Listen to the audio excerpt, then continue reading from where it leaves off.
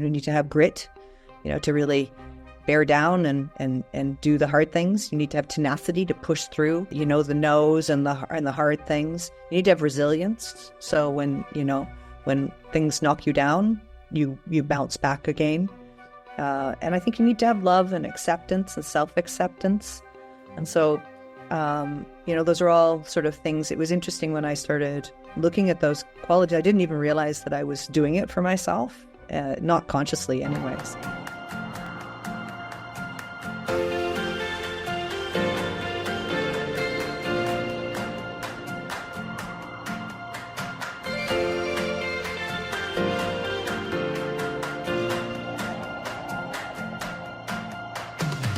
Welcome to another episode of Women Investing in Women. Week after week, Robin and I have the utmost joy and honor to feature different women from different parts of the world, from different walks of life, standing up and doing what they need to do for themselves and for those around them. We do this Women Investing in Women program and have these conversations with the singular intention of amplifying the voices of women, supporting women, and creating a culture of helping each other become empowered and live their dream and make their impact. When we rise up and help women do that and build a community, we all thrive and those around us thrive. And you are going to absolutely love this woman we're going to be talking to today. Robin, take it away. All right. We're so thrilled to have Ellen Winters as our guest today. And Ellen was actually introduced to us from another one of our guests, Cindy Trice. And so we are thrilled to have her on. And Ellen is a breast cancer survivor and went beyond that to then create a website and an AI system to help other breast cancer people who are suffering from breast cancer now. Or who are survivors themselves.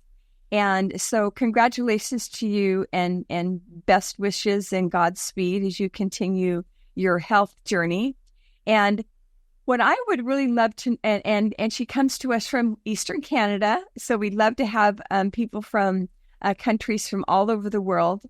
And so I'm interested in knowing what led you to go from just simply, I survived, that is great. I'm going to embrace my family. I'm going to embrace my life and just live a nice, full life. What prompted you to move from that to, I'm going to create not just a website, but an AI system? What led you to take those many, many, many steps going forward after you got your positive diagnosis?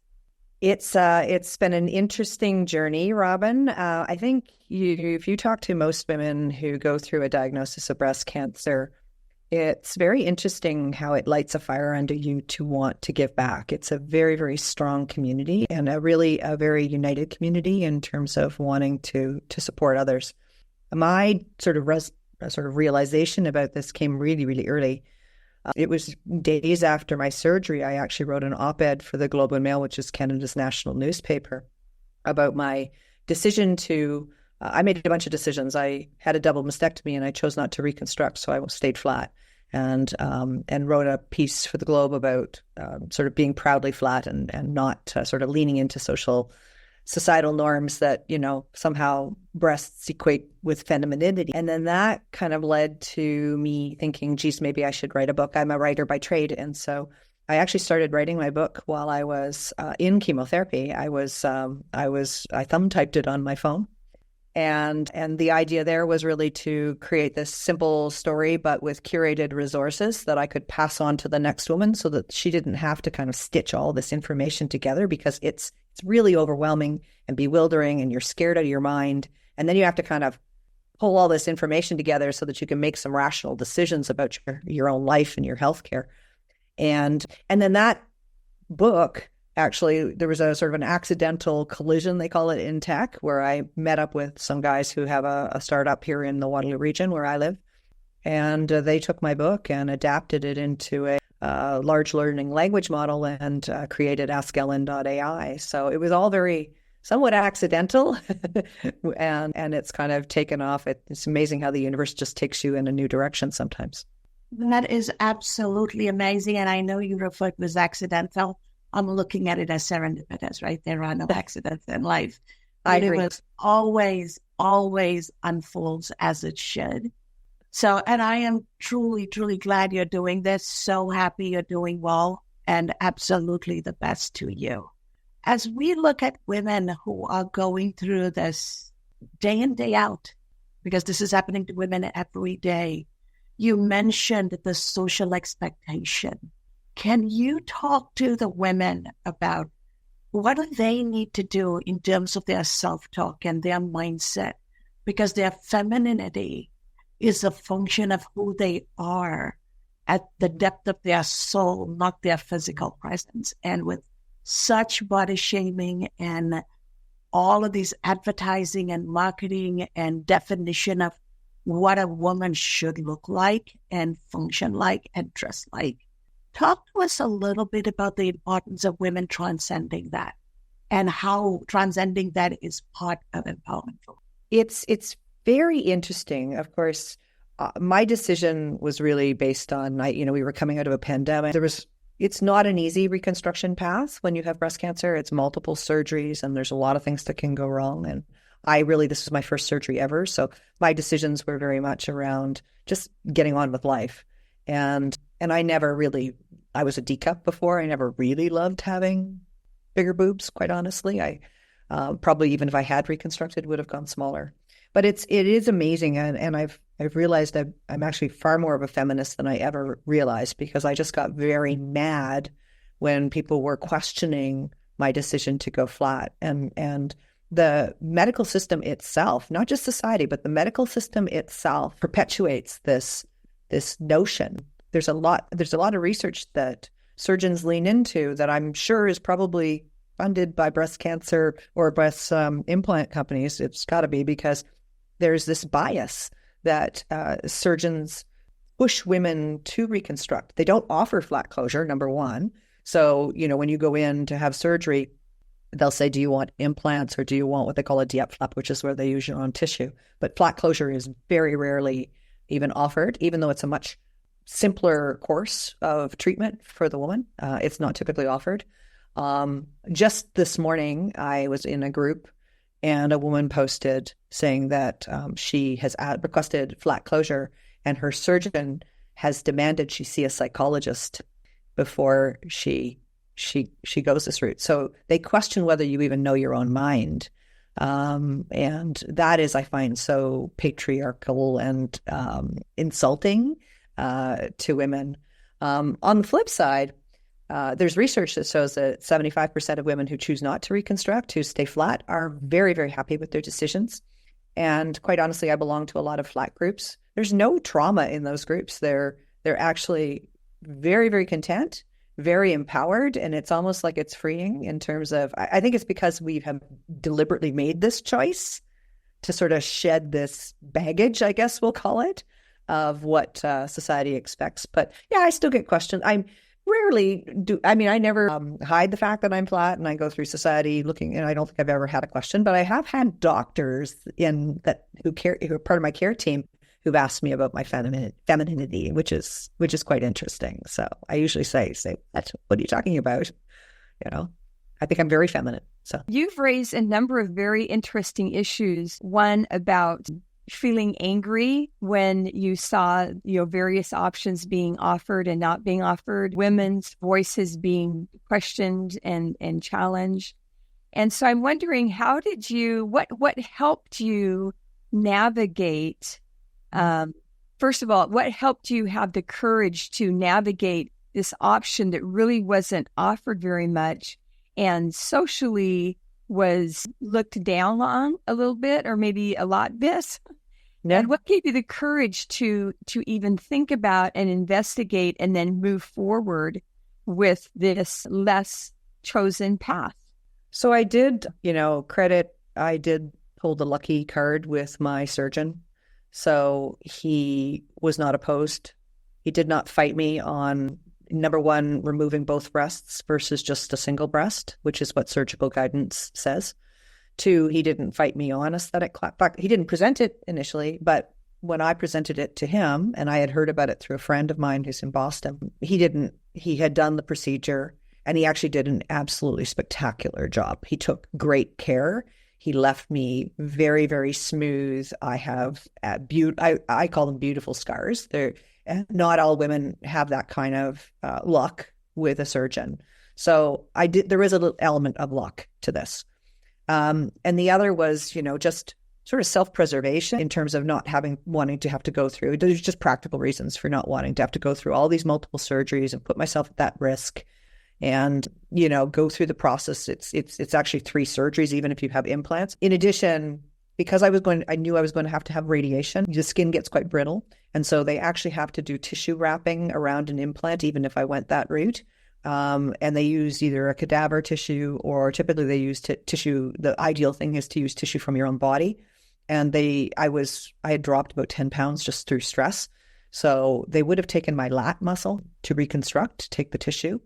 And that was a hard no for me because I like fitness. I want to be able to lift things and swim and do push-ups. And so that was just a hard no. So there were just a bunch of practical reasons as well.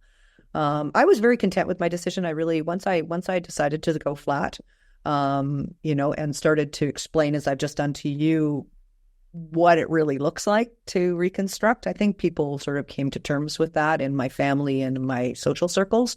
And no one has questioned me since. So, but yeah, there's still, broad societal headwinds that we're battling. It's interesting you mentioned that everyday people have not seemed to have had a problem, but the medical profession does. And that's the one that keeps asking you these questions. And the fact that the doctor asked this other woman to go see a psychiatrist. Is it because, so what advice or what message do you have for medical professionals? Oh. Because ultimately medicine is about helping people stay healthy so that they live their meaningful, purpose-filled life. Mm-hmm. It's not about telling people what to do or how to be.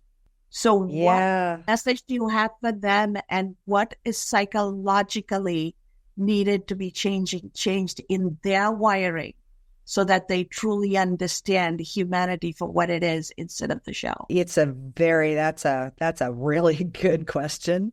It is a big battle, and it's where I'd love to be at some point, to be able to go in and speak to med schools, because I think the training starts right there. I think that we need to take a good hard look at the research. I think there's a very male bias in the medical, even though we're matriculating more women doctors now than ever before. The training, like even Grey's Anatomy, which is what doctors are trained on, is a male anatomy. And so there's a lot of big issues around women's health and the training that doctors have around women's health, which is, just things like all women's issues, from menopause to endometriosis to, breast reconstruction and breast. I think it's a very big battle that we're going to fight. Good thing is we do have some doctors out there. There's an amazing doctor that I would recommend to you guys as a guest, Dr. Elizabeth Coman. She's written a book called All in Her Head. It's a fascinating read about how male biases inform medicine and in the way doctors treat women today. So there's some big headwinds there that we need to battle. I'm one voice, but I'm determined to make a change. That's really beautiful. So many things flying through my head right now. So I'm interested to know, once you had your surgery and you've healed and everything, in addition to all of this work that you then decided to do for women, how then were you able to then move on with other aspects of your life, whatever career you had, and how were you able to move forward in other aspects of your life while also this obviously life-changing thing informed the other aspects of your life? Yeah, there's a great line. I don't know who gave it to me, but I've been using it over and over again. And it says, a cancer diagnosis etches on your soul. So it's not like a bad cold or a flu that, you get over. It is something that stays with you, even though you're through treatments. It's something that has permanently changed you, and it changes you physically. So, you were talking about, what we think of as femininity. Literally, cancer, especially with breast cancer, strips everything that you thought of as, sort of your female identity, your hair, your eyebrows, your eyelashes, your breasts.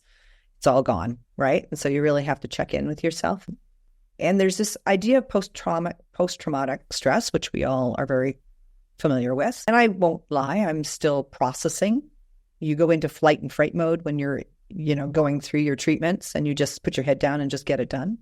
And then I remember banging the gong after radiation, and I was finally through all my treatments, and I literally burst into tears. And just, it suddenly hit me that, oh my God, what have I been through over the last, I think it was 265 days of treatments and surgeries. But there's also this concept of post-traumatic growth, and how that you take this life-changing thing and you say, there's a greater purpose here.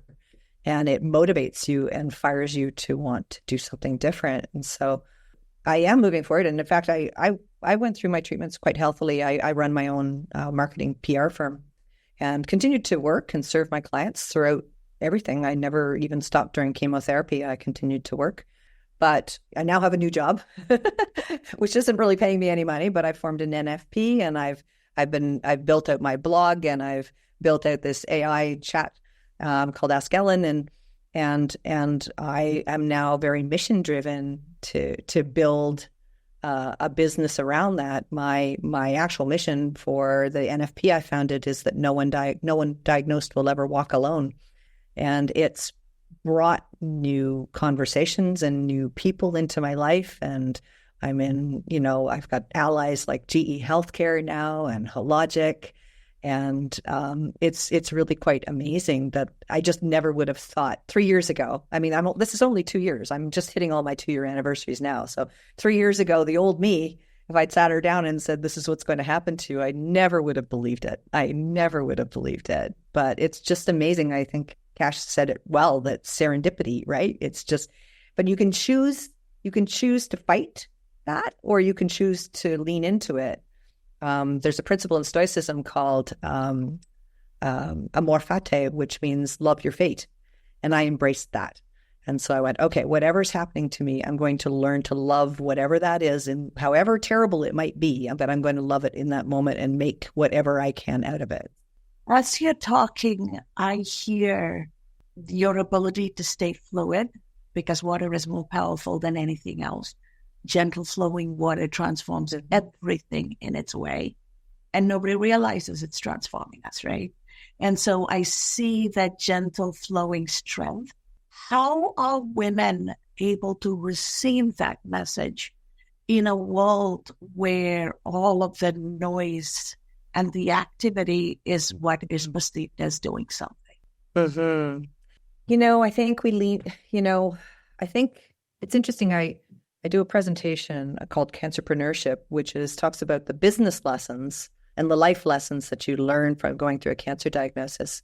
And, you think about the things that really get you through life. And I don't care what kind of a life crisis it might be, or what life circumstance it might be. It might be, going for a new job, or, trying to succeed, or making your mark in society, or raising your children. You need to have certain characteristics. You need to have grit, to really bear down and do the hard things. You need to have tenacity to push through, the no's and the hard things. You need to have resilience. So when things knock you down, you bounce back again. And I think you need to have love and acceptance and self-acceptance. And so, those are all sort of things. It was interesting when I started looking at those qualities. I didn't even realize that I was doing it for myself, not consciously anyways. But I think if we start studying that and looking at our lives in a little bit more of a mindful way, and start to sort of self-recognize that. But I think when we're in our lives and we're not in crisis, we just kind of go on and do our thing, It's unfortunately, there has to be some life crisis that happens for us to really take stock and suddenly realize that, how strong and tough we are. I always say people that go through cancer are absolutely badass. They are the toughest people out there, And I think, if we could just recognize it, my hope would be if we could only recognize that in ourselves a little sooner without having to go through a crisis, that would be wonderful. But yeah. Yes, absolutely. We oftentimes need a crisis in life to step back, take restock, and then look at what we really want to do with our lives. As we wrap up here, and again, with every guest, we say the time flies right by. We'd like to know, tell us how people can get a hold of you. And then if you also want to include a little bit of information about this AI component of your website, and then any final golden nuggets that you have before Kath wraps us up. Sure. So I'm busily building out, I believe it's the world's first global lifestyle brand for breast cancer. It's really women, helping women and offering wisdom and advice and support and showing that, women who go through breast cancer aren't sitting around, looking gray and sickly and with scarves on our heads. We're living our lives joyously. So that, and then embedded in that website is askellen.ai. So it's ELLYN.ai. That's the name of the website. And there's a chat bot, which is the world's first conversational AI for those on the breast cancer journey. And not just for women that are going through it, but their family members, their children, their families, their friends, their spouses. Everyone can go. And it's a very real experience. You can literally talk to her about anything.